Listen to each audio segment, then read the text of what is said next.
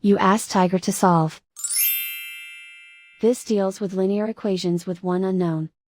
The final result is x equals 2.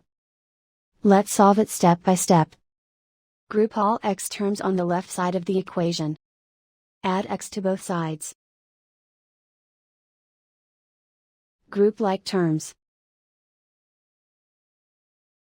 Simplify the arithmetic. Group like terms.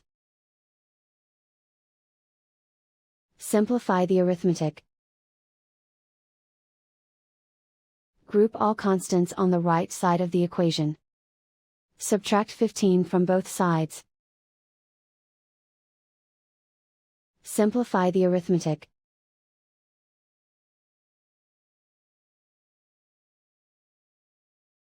Isolate the x.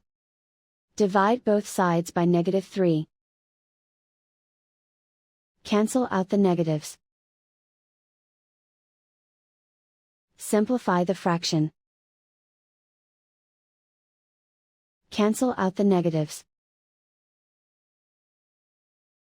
Find the greatest common factor of the numerator and denominator. Factor out and cancel the greatest common factor. And so the final result is x equals 2.